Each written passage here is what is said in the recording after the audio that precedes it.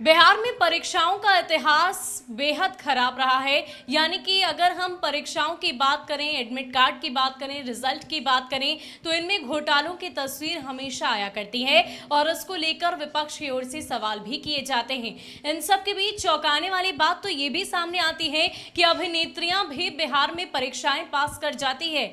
जी हाँ, कुछ ही दिनों पहले सनी लियोनी की बात सामने आई थी कि उन्होंने बिहार में इंजीनियरिंग की परीक्षा पास कर ली है और अभी एक बार फिर से इस कड़ी में एक और नाम जुड़ गया है। जी हां, जरा ठहरिए, ये नाम है मलयालम अभिनेत्री अनुपमा परमेश्वरन का।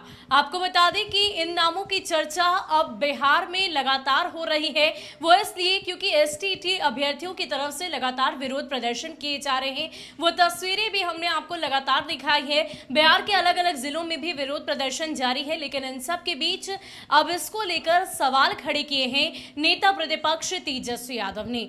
आपको बता दें कि एसटीईटी अभ्यर्थियों की तरफ से इस तमाम तरह के घोटालों की बात सामने लाई जा रही है। बताया तो ये भी जा रहा है कि रिजल्ट में भी धांधली हुई है। जो रिजल्ट जिनका है वो उन तक नहीं पहुंच पा रहा। यहां तक कि जो नौकरियां पहले से किसी पद पर किन्हीं को नौकरी दी जा चुकी है और उन्हीं पदों पर दोबारा किसी को नौकरी दी जा रही है। ये तमाम तरह की बातें अभ्यर्थियों की तरफ से सामने रखी जा रही है। रिजल्ट की बात करें तो रिजल्ट में भी गड़बड़ी है, तस्वीर किसी और की, रिजल्ट किसी और का।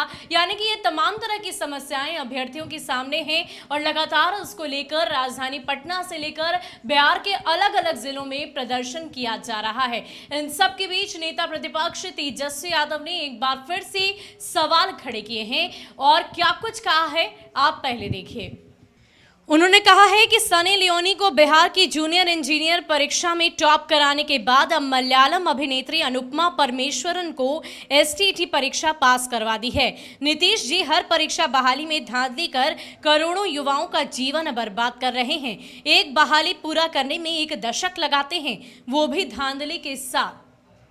साल 2019 में ही एसटीईटी के रिजल्ट की घोषणा हो गई थी, लेकिन बावजूद अभी तक 1 दशक से ज्यादा बीत चुका है। लेकिन आज ये तस्वीर है कि युवाओं को सड़कों पर उतरकर प्रदर्शन करना पड़ रहा है और यही वजह है कि बिहार की स्वास्थ्य व्यवस्था की बात करें या शिक्षा व्यवस्था की बात करें, इन दोनों ही व्यवस्थाओं को लेकर अक्सर सवाल किए जाते हैं और एक बार फिर से युवाओं का भविष्य अधर में लटका हुआ है। इतनी कड़ी मेहनत करके वो पास करते हैं, परीक्षाएं देते हैं, लेकिन बावजूद उनके हाथ कुछ नहीं लगता, उनकी मेहनत बर्बाद हो जाती है। क्योंकि जिस तरह की धांधली, जिस तरह की तस्वीर सामने आती है बिहार की परीक्षाओं से संबंधित, ऐसे में सवाल खड़े करना लाजमी है। आपको बता दें कि बिहार विधानसभा चुनाव के दौरान लगातार मुख्यमंत्री नीतीश कुमार और उनकी पूरी सरकार की तरफ से 19 लाख रोजगार की बात की गई और इन मुद्दों को लेकर विपक्ष की ओर से हमेशा सवाल खड़े किए जाते हैं। लेकिन विडंबना तो ये है, जो